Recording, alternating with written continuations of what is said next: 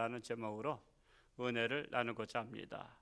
아시다시피 벌써 2023년도 12월 달을 맞이했는데 우리 기독교인들에게는 가장 큰 절기인 성탄절을 기다리며 예수님의 재림을 기다리는 시기라고 말할 수 있습니다. 신명기 31장 오늘 본문에 나오는 사건은 이스라엘 백성들이 모세라는 지도자, 영적 지도자를 만나서 노예 생활 430년 정도의 노예 생활에서 해방돼서, 즉 애굽에서 탈출해서 가나안 땅을 가는 여정, 가나안 땅을 가는 여정 속에서 이제는 모세는 하나님께 들림을 받게 되죠. 이제는 가나안 땅 들어가기 전에 너희의 생명은 여기까지니라 하고서는 요단강을 바라보며 그는 죽습니다. 그래서 죽기 전에 이제 차세대 지도자 여호수아에게 모든 권한을 물려주죠. 네가 가나안 땅을 들어가는 것은 너에게 바톤 터치할 테니까 내가 데리고 들어가라. 그러니까 여호수아가 사실은 장군이고 용감하지만 그가 용감했던 것은 영적 지도자 모세가 있었기 때문입니다. 여러분 자녀들이 용감한 것은 부모님이 계실 때 용감한 거 아시죠? 그것처럼 여호수아도 영적 지도자 모세가 있었기 때문에 강하고 담대했는데 이제 모세가 죽고 나면은 자기를 기도해 줄 수 있는, 후원해 줄 수 있는 멘토가 없어지는 거예요. 그러니까 사실은 남들 앞에서 두렵고 떨리는 마음을 감추고, 야, 내가 이거 어떻게 하지? 감당할 수 있을까? 그래도 내가 어려울 때는 영적 아버지인 모세한테 의지했었는데 이제는 의지할 대상이 없어지니까 이제는 굉장히 두렵고 떠는 거예요. 그 마음을 하나님께서 아실까요? 모르실까요? 아시죠? 중심을 보신 하나님께서. 그래서 하나님께서 모세를 통해서 여호수아에게 전하라. 너는 강하고 담대하라. 두려워하지 말라.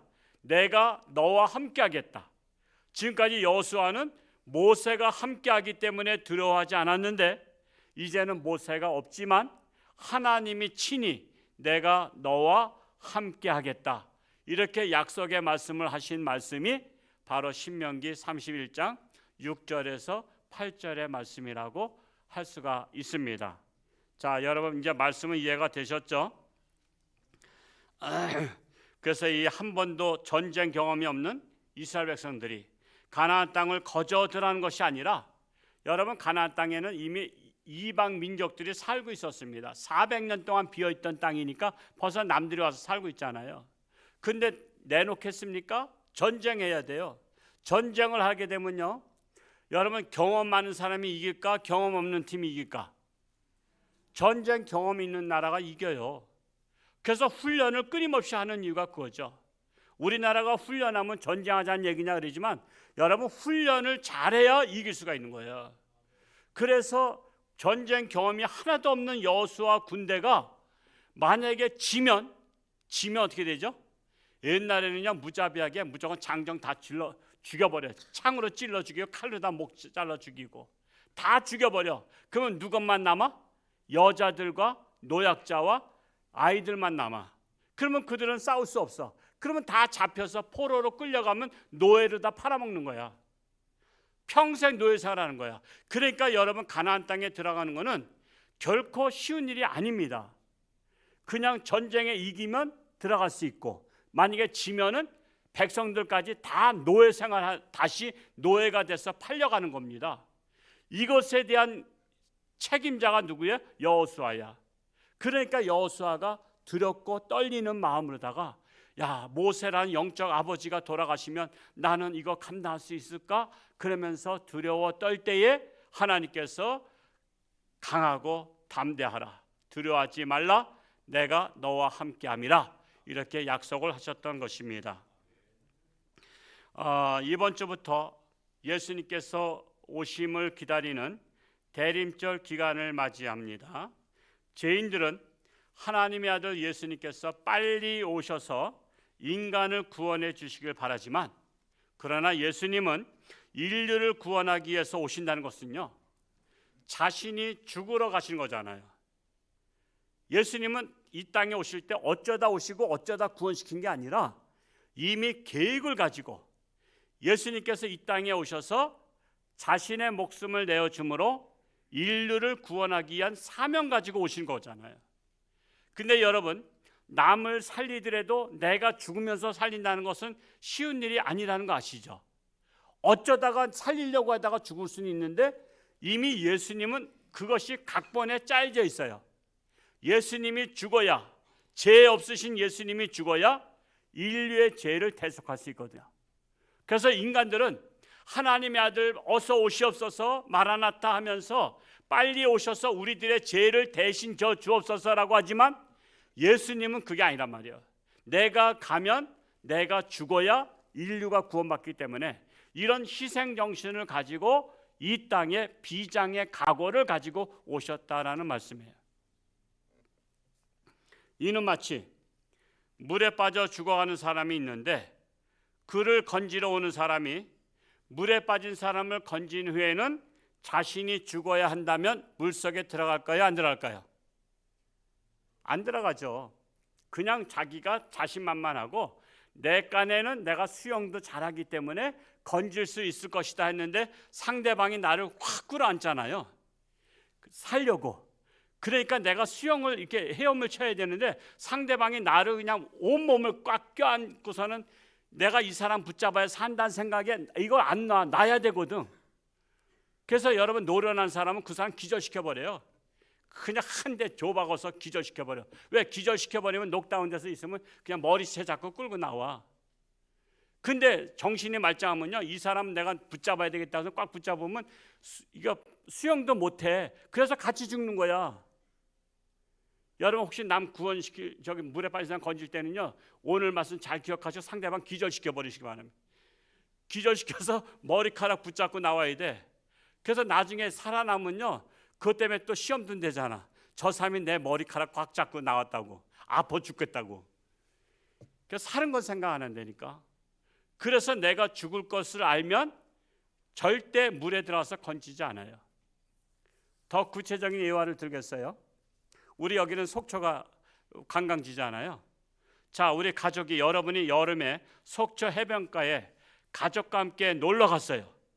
근데 어떤 사람이 갑자기 파도, 너울성 파도라 그러죠. 갑자기 치는 거. 너울성 파도가 치면서 딱 끌려 들어갔어. 그래서 파도 치고 또 잠깐만 들어가. 근데 다른 사람들도 보고 저기 사람 빠졌다 어쩌라 했는데 아무도 구워줘 한 사람 없어. 근데 내 아들이 고3인데 내 아들이 아주 의로운 아들이야.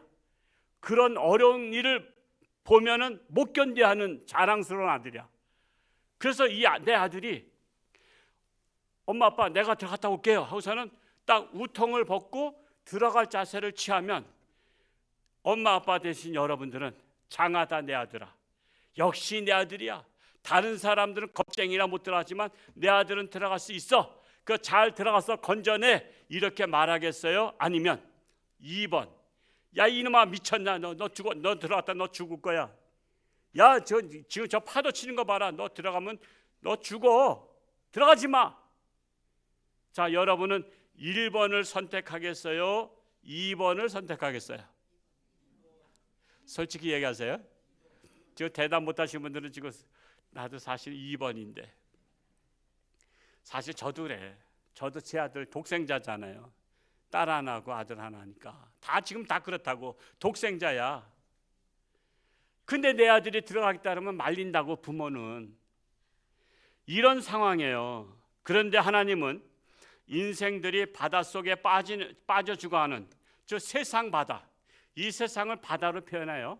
이 세상 바다에 빠져 죽어가는 생명들을 구원하기 위해서 독생자 아들 예수님께서 이 땅에 오시겠다는 거예요. 그러니까 예수님 하나님께 뭐라 해요? 잘하였도다. 과연 사랑하는 나의 아들이로다. 내가 죽어서라도 인류를 구원하라고 하나님이 허락하신 말씀이 요한복음 3장 16절이에요. 그래서 그 말씀이 귀한 거예요. 우리 다 같이 한번 읽어볼까요? 요한복음 3장 16절. 다시 한번 띄워줘 보세요. 시작.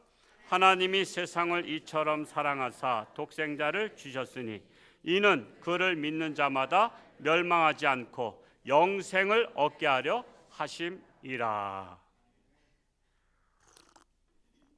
이 말씀에 그랬잖아요. 세상을 이처럼 세상 사랑하는 온 인류를 이처럼 사랑하사 독생자 예수님을 이 땅에 보내셨으니 이는 그를 믿는 자마다 멸망하지 않고 영생을 얻게 하려 하심이라. 즉 보내주신 거예요. 하나님이 허락한 거예요. 우리는 허락 안 하죠. 우리는 남의 자식 물에 빠졌다고 내 아들이 가겠다 그러면 허락 안 합니다. 솔직히 야야 구조대 불러 그러지 우리가 직접 안 해요. 근데 하나님은 죽을 걸 뻔히 알면서도, 뻔히 십자가에 못 박혀 죽을 걸 알면서도 이 땅에 보내신 하나님이요. 그래서 그 크신 하나님의 사랑이라고 고백하는 것입니다. 그래서 강하고 담대함의 모범을 친히 보여주신 하나님께서는 하나님의 백성들에게도 강하고 담대하라고 말씀하신 겁니다. 특별히 신명기 31장 6절에서 8절의 말씀에서 강하고 담대한 것은 육체가 아니라 심령이 강하고 담대하라는 거예요. 심령 그럼 뭐죠? 마음 심자. 그리고 하나님의 영. 그래서 우리 마음이 강하고 우리의 심령이, 즉 영이 강하라는 거예요. 그래서 오늘 두 가지. 먼저 마음이 강하고 담대하라. 첫 번째로 마음이 강하고 담대하라. 자, 마음이 반대로 약하면 여러분 소심해지는 거 아시죠? 소심해져요. 소심한 자는 무엇이든지 자신감이 있어요, 없어요? 자신감이 없습니다. 소심한 사람 자신감이 없어요. 자신감이 없으면 무슨 인간이 돼요? 소극적 인간이 돼요? 적극적 인간이 돼요? 소극적 인간이 됩니다. 자, 그리고 소심한 자는 마음의 상처도 잘 받아요. 소심한 자가 대심이 강한 사람은요 그냥 한쪽 귀로 듣고 한쪽 귀로 흘려버려. 그런 거 아시죠? 상대방이 악담을 해도요 야 나 그거 안 받아 그래요. 안 받아요. 그래요. 여러분 상대가 줘도요, 상대가 먹을 것을 줬어, 그거 안 받았어, 선물을 안 받았어, 그러면 그 선물 누구 거 되죠? 안 받으니까 다시 그 사람이 받아야 되잖아. 그렇죠? 여러분 누가 날 저주해, 누가 날 저주할 때 내가 안 받아, 나는 그 저주를 안 받겠다. 그러면 그 저주를 준 사람이 다시 되돌려 받아야 되는 거 아시죠? 그래서 여러분 남들이 나를 저주하고 비난하고 나를 욕하면요 그건 받지 마세요. 나는 안 받겠다. 그러면 그것을 한 사람이 받아가야 돼. 다시 선물을 준 사람이 받아가는 거예요. 다시.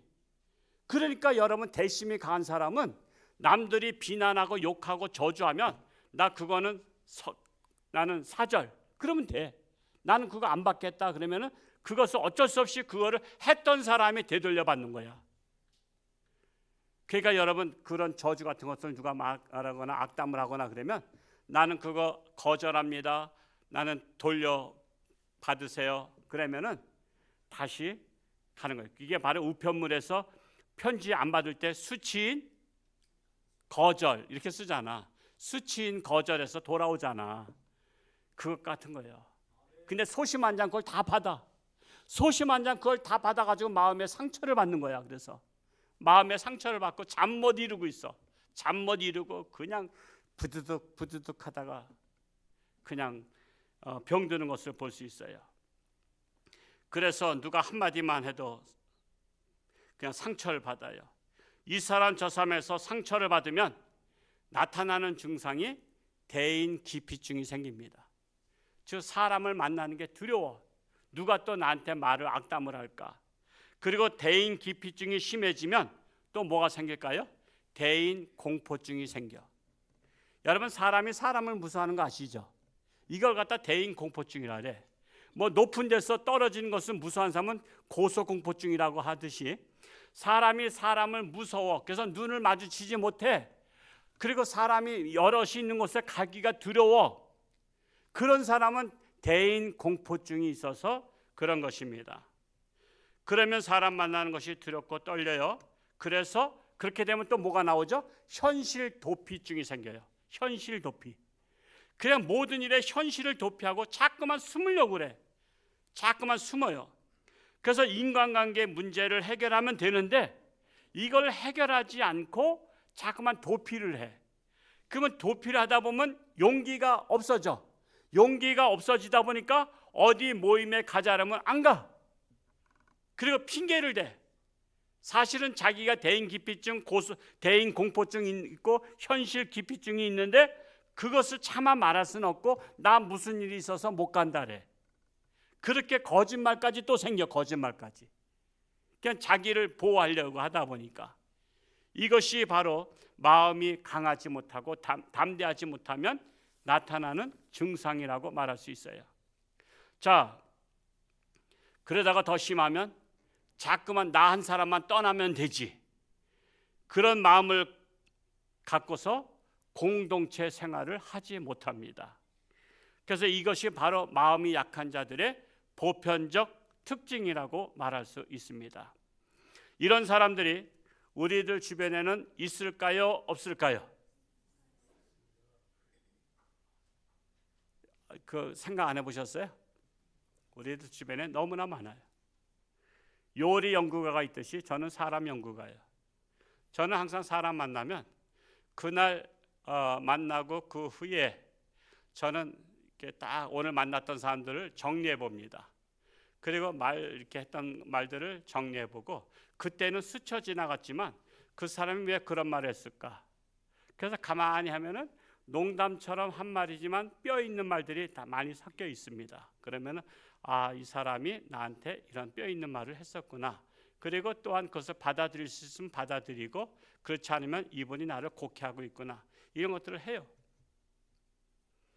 옛날에 그 미국의 그 로비스트 유명한 사람이 있었죠. 그 로비스트가 쓴 글을 봤었어요. 그랬더니 그 사람은 하루 만났던 사람들을 저녁 때 샤워하면서 다 머리 씻으면서 정리한대요. 근데 그게 참 좋더라고요. 그냥 오늘 만났던 사람들을 하나하나 정리하는 거야. 그러면서 이분이 어떤 분이구나 이런 것들을 알 수 있는 거예요. 이게 바로 사람 연구가예요. 근데 예상외로 제가 연구해 봤더니 소심한 분들이 너무 많은 거야. 소심한 대인 기피증이 너무 많아. 대인 공포증도 많고 현실 도피하는 사람 많아. 어려운 일만 직면하면은 그냥 그걸 감당해야 되는데 그걸 그냥 피해. 근데 물론 핑계는 다 돼. 근데 사실은 소심하기 때문에 그런 거야. 그래서 하나님께서 뭐라 했어요? 마음을 강하게 하고 담대히 하라. 이렇게 말씀하신 것입니다. 이렇게 여호수아에게 격려와 용기를 북돋아주는 말씀을 했던 것입니다. 여러분 마음이 약한 자는요. 제가 건축으로 비유할게요.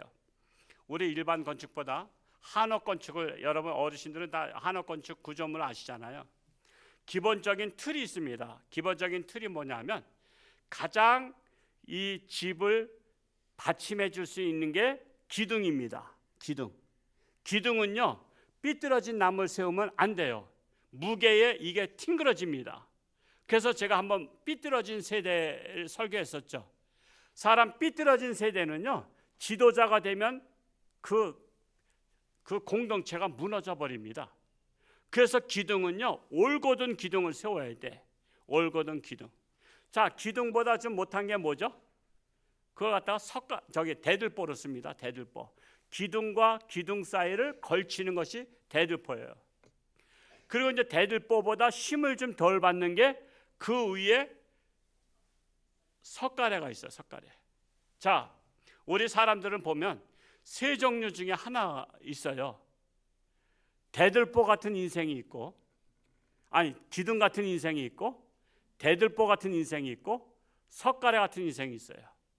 자, 여러분들은 어떤 인생에 속하는지 속으로 답해 보세요. 속으로. 자기 스스로만 자문자답해 보세요. 나는 기둥 같은 사람이야. 여러분 어디나 기둥 같은 사람은 주인공이에요. 그리고 대들보 같은 사람은 조연이라고 말했어요. 연예계 말하자면 조연급이야. 그리고 석가래 같은 사람은 엑스트라야. 엑스트라. 자, 엑스트라는요. 전체 다 일당을 줘도 주연급의 하루 품삯만도 못해. 그거 아시죠? 주연은요 엄청 많이 받아요. 나는 연예계 잘 모르는데 주연급의 받는 그 급여가 엑스트라 다 받은 것보다 훨씬 많아. 그만큼 주연이 중요하다는 거예요. 우리 인생은 꼭 연예계가 아니더라도 내가 사는 공동체, 내가 속해 있는 곳에서 내가 엑스트라 같은 사람으로 살 것이냐, 아니면 조연급으로 살 것이냐, 아니면 주연급으로 살 것이냐. 여기에서 우리는 할 수만 있으면 뭐가 돼야 되겠어요? 주연급이 돼야 되는 거예요. 할 수만 있으면 건축으로 말하자면 기둥 같은 신자가 돼야 되는 거예요. 기둥 같은 신자. 기둥 같은 신자가 아직 못 됐다면 최소한도 대들보 신자가 되고, 대들보 같은 신자가 못 됐으면 더 최소한도 석가래 정도는 돼야 되는 거예요. 우리가 그런 신앙을 가져야만이 우리가 강하고 담대할수록 기둥이 가능해. 근데 약할수록 기둥 못 써. 무너져 내리기 때문에. 그래서 우리가 기둥 같은 신자가 되어야 한다는 것입니다. 그러면 더욱더 어려움도 강하고 담대함으로 승리할 수가 있습니다. 육체가 강하고 담대하려면 우리가 강한 훈련을 통해서 강해지듯이 마음이 강하고 담대하려면 수많은 말의 공격을 비롯해서 비난의 공격, 모략의 공격 등을 당하면서 수많은 환난과 시련과 연단을 받아야 마음이 강해져요.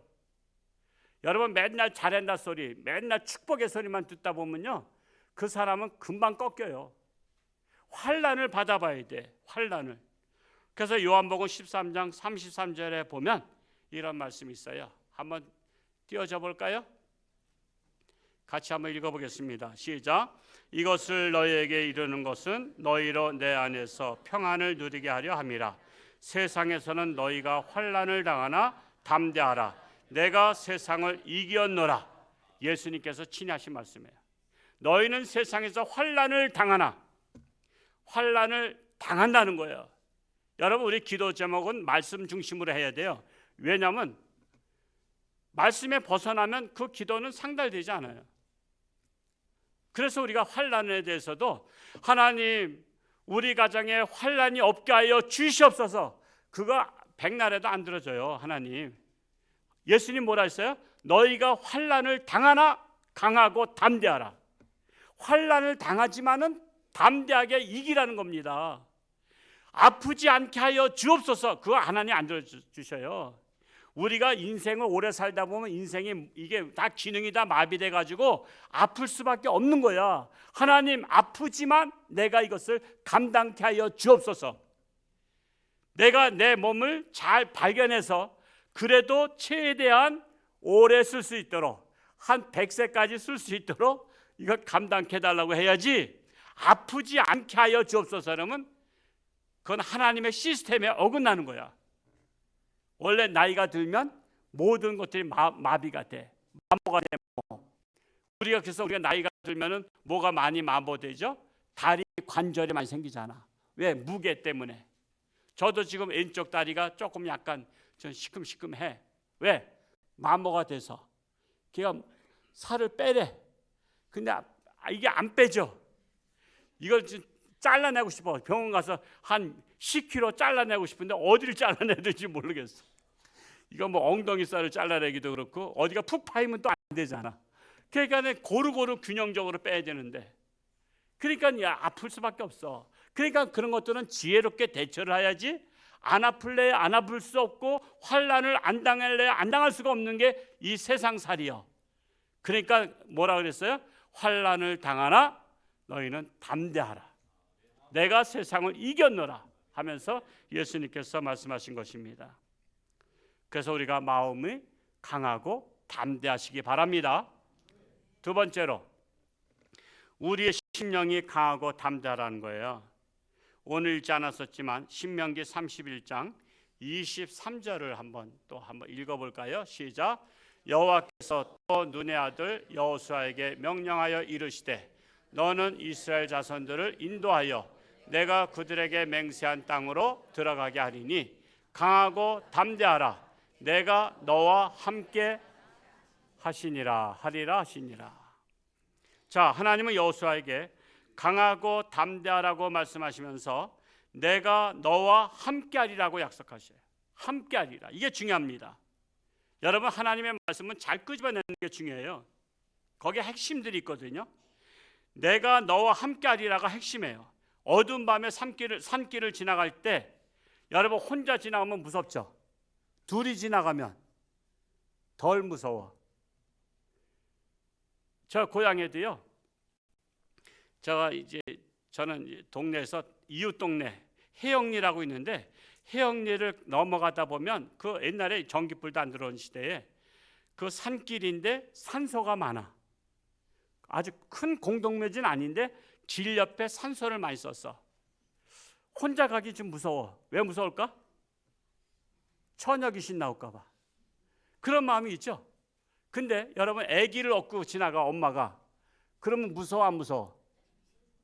아기만 업고 가도요, 둘이 가도 안 무서워. 왜? 여러분, 귀신 나오면 아기가 가서 싸울 거야? 아기가 안 싸워. 아기가 엄마 밤에 무서워 그래도 엄마가 뭐라 그래? 엄마도 벌벌 떨면서 괜찮아, 엄마가 있잖아. 그러면서 괜찮아, 걱정하지 마. 그러면서도 애가 있으면 든든하고 애도 안 없고 혼자 가면 무서워. 사람은요, 함께 하면은 강하고 담대할 수 있어. 근데 하물며 인간이 함께 가도 강하고 담대할 수 있는데, 천지 만물을 창조하시고 나를 창조하신 하나님께서 내가 너희와 함께 하리라. 그러면 강하고 담대할 수 있어요, 없어요?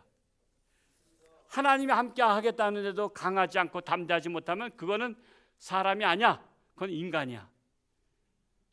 이것 때문에 또 시험 들는 분이 없게 바랍니다. 누가 날 또 사람이 아니라고 말했다고 또 시험 들었었는데, 사람과 인간은 다른 거예요, 같은 거예요? 말만 다르지 똑같은 거예요. 그러니까 여러분 인간이니까 하여튼 뭐 인간으로 말한다고 해서 시험 들 일이 있어요? 사람이라고 말해야 시험 안 들어요? 그러니까 우리가 용어를 그냥 잘 이해하시기 바랍니다. 자, 하물며 하나님께서 천지 만물 창조하시고 생사복을 주관하시기 때문에 우리는 두려워할 일이 전혀 없다라는 거예요. 그런 사건들이 성경에 많이 나오죠. 자, 이스라엘이 한 번은 블레셋과 전쟁하는데 상대방에는 골리앗이라는 커다란 장수가 나왔어요. 그리고 야, 이스라엘의 대표적인 사람 장군 하나 나와서 나랑 맞짱 뜨자 그러죠. 근데 이스라엘 나라의 장군들이 하나도 못 나오는 거야. 왜? 너무 등치가 큰 거야. 너무 등치가 크면, 여러분 씨름할 때도요, 덩치 큰 사람하고 초등학생하고 하면은 초등학생이 할날에 아유, 나보러 어떻게 저 아저씨나 하라는 건 나 들어번쩍해서 저 아저씨가 나 집어던지면 어디까지 날아갈지 몰라. 그냥 안 한다고. 그냥 마치 그것 같은 거야. 골리앗은 덩치가 커. 근데 이스라엘 장군들은 왜소해. 그러니까 아무도 싸움에 못 나가는데 마침 다윗이 형들이 3명씩이나 군대 갔기 때문에 면회 간 거야. 면회. 떡을 만들어 가지고 면회 가서 가만히 보니까 저 골리앗이라는 자가 나와서 덩치가 크긴 되게 커. 막 떵떵거리고 막 큰 소리 치니까, 아니 저 개 같은 사람이 왜 큰 소리 칩니까? 우리 하나님의 군대인데 우리는. 그러면서 나가죠. 제가 나가서 싸우겠다고. 여러분, 큰 사람하고 작은 사람하고 싸우면 누가 이길 것 같아? 큰 사람이 이길 것 같은데, 역발상이 중요한 역발상. 옛날에는요, 여러분 돌판매질에서 싸우기도 했고, 수단과 방법을 가지 않고 상대방 이기면 되는 거야. 그렇죠?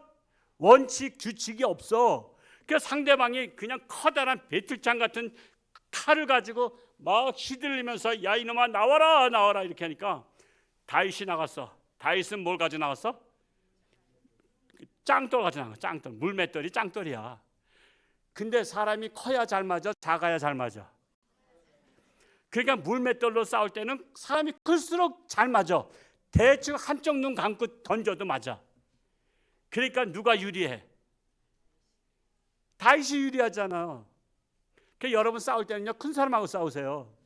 그래 유리해. 때릴 때가 많아. 작은 사람은 요리 피하고 저리 피하고 안 맞아. 큰 사람은 웬만큼 때려도 다 맞아. 그래서 다윗이 자신감이 생긴 거야. 왜? 하나님이 또 나와 함께 하니까. 그러니까 물맷돌을 딱 던져서 한 방에 그냥 이마박이 아마 이 강대상만 했나 봐. 그러니까 웬만큼 던져도 이마박 맞은 거야. 이마박 맞으면, 돌 맞으면 아무리 천하장사도 기절하는 거 아시죠? 그게 기절했어. 기절하니까 아무리 키 크고 덩치 크면 뭐 할 거야? 기절한 사람 그냥 그 사람 칼을 빼다가 목을 땡강 잘랐지. 여러분 다윗이 왜 담대했어요? 그때 청소년이야. 17살 전후야. 17살 전후가 전쟁에 수없이 싸웠던 골리앗을 어떻게 이겼어요? 하나님이 나와 함께한다는 믿음 때문에 이긴 거야. 다니엘서 3장에 보면요, 거기에 포로로 끌려갔던 사드락, 메삭, 아벳느고 세 친구가 나와요. 그게 뭐가 나오냐면 금신상을 만들어 가지고 누구든지 한 달 동안 이 금신상에게 절하고 다른 신에게 절하거나 기도하면 풀무불에 불구덩이에 집어넣는 시행령을, 법령을 때려. 근데 사드락과 메삭과 아벳느고가 그런 시행령이 있어도 우상한테 절을 안 해. 이거를 시기하던 신하들이 밀고 해서 이거를 고발해. 고발하니까 왕이 화가 났어. 뭐 내 신한테 절을 안 한다고? 이놈들을 저 불 속에다 집어넣어라. 불을 7배나 더 뜨겁게 만들어라. 이렇게 명령하죠.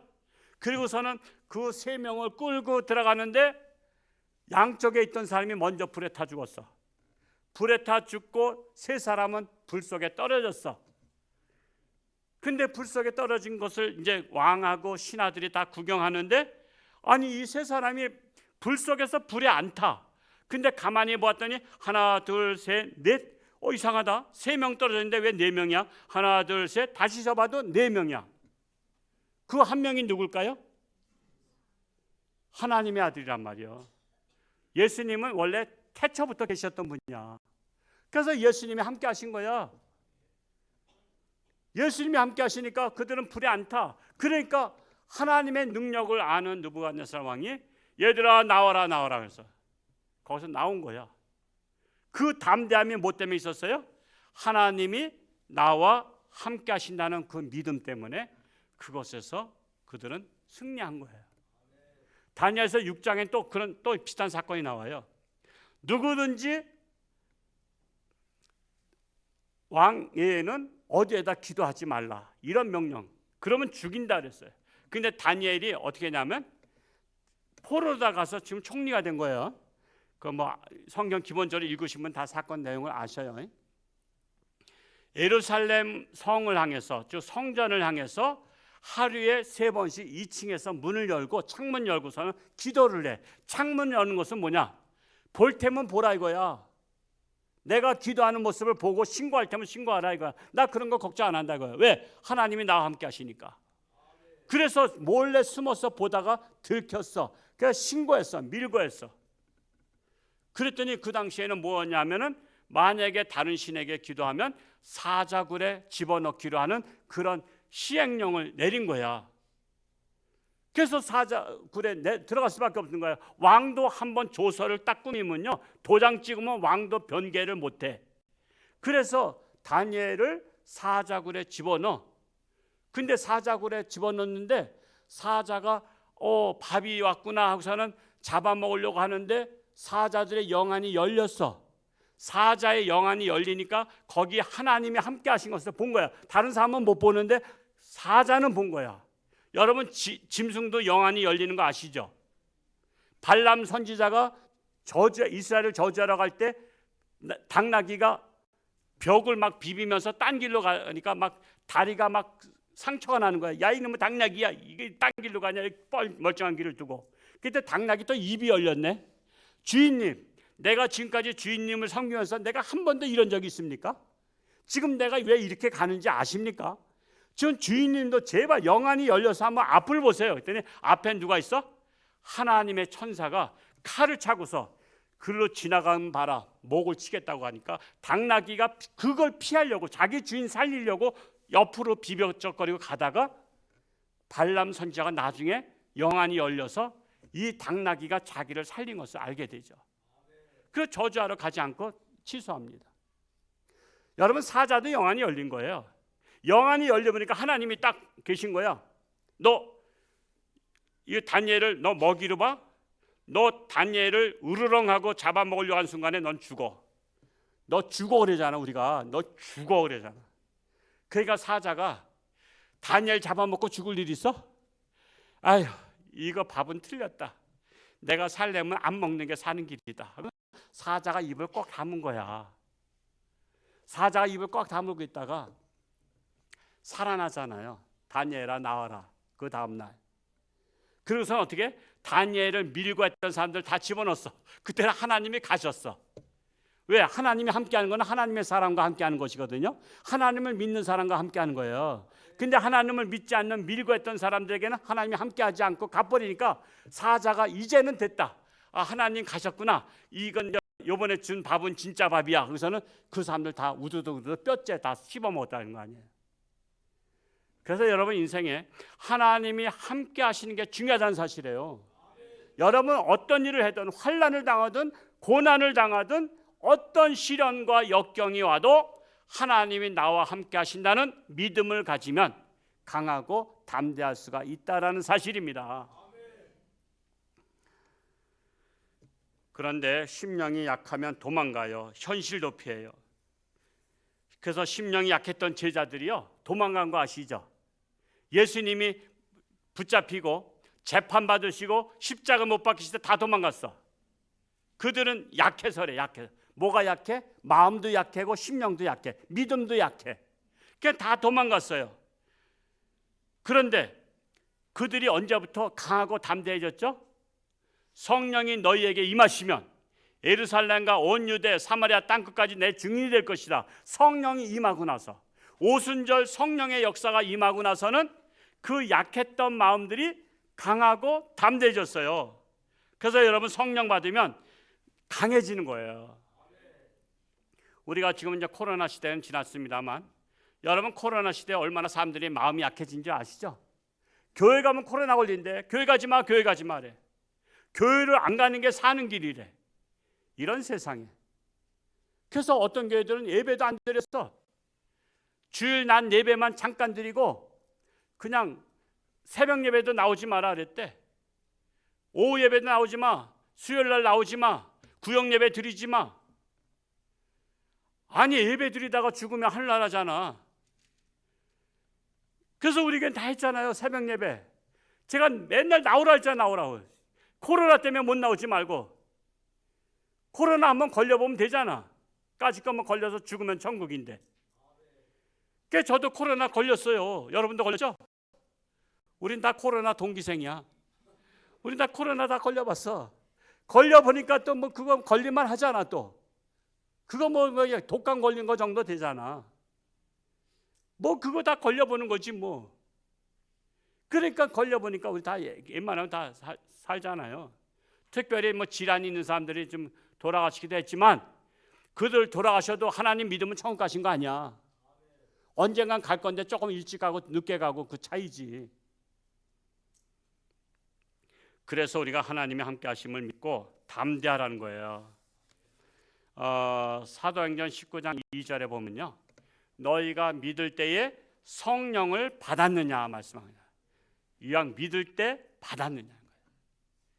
진짜 믿는 게 중요해요. 믿는 척하는 것까지는 안 돼. 근데 많은 사람들이 믿는 척해. 여러분 척하는 건 좋은 게 아니에요. 똑똑한 척하고 잘난 척하고 선한 척하고 척하는 건 진짜가 아니야. 믿는 척하는 것도 진짜 믿음이 아니야. 아예 믿는 척이 아니라 믿어야 돼. 믿어야 돼. 너희가 믿을 때 믿는 척할 때 너희는 성령 받지 못한 거다 이거야. 성령 받으면 믿는 척이 아니라 아예 믿어버려요. 그래서 우리 기독교인들은 하나님을 믿을 바에는 성령을 받고 믿어야 되는 거야. 그래야 흔들리지 않는 거야. 목에 칼이 들어와도 흔들리지 않는 거야. 거기까지 이르러야 진짜 믿으며 예수님의 오심을 기다리는 대림절을 맞이해서 예수님을 내 마음에 모시면 나와 함께 하심을 믿고 강하고 담대함으로 승리할 줄로 믿습니다. 그리고 예수님이 보내신 성령을 받으면 강하고 담대한 신앙생활을 할 수가 있습니다. 여호수아가 하나님이 함께 하심을 믿고 강하고 담대하여 가나안 땅을 정복했듯이 우리는 하나님이 나와 함께 하심을 믿고 이 어두운 세상을, 이 험한 세상을 정복하는 우리도 가나안 땅을 정복하듯이 세상을 정복하는 저와 여러분이 될 수 있기를 축복합니다. 기도하겠습니다. 할렐루야. 고맙고 감사하신 아버지 하나님, 참으로 여호수아 강하고 담대하라고 모세를 의지하고 그동안에 용감한 척했지만 막상 모세가 떠나가니까 그는 두려워 떨었습니다. 그럴 때 하나님께서 용기를 주셨습니다. 너는 강하고 담대하라. 내가 너와 함께함이니라. 그래서 용기를 가지고 가나안 땅을 정복했듯이 하나님은 우리에게도 동일한 메시지를 주십니다. 너희도 강하고 담대하라. 예수님이 세상을 이겼노라. 너희도 하나님을 믿고 강하고 담대함으로 세상을 이겨라. 이 어두운 세상을 정복하라. 그리하여 승리하라고 말씀하십니다. 우리 홍천주안교회가 바로 하나님을 제대로 믿고 성령 받고 강하고 담대하여 이 험악한 세상을 승리하며 살아갈 수 있는 우리 모두가 되게 하여 주옵소서. 예수님의 이름으로 기도하옵나이다. 아멘.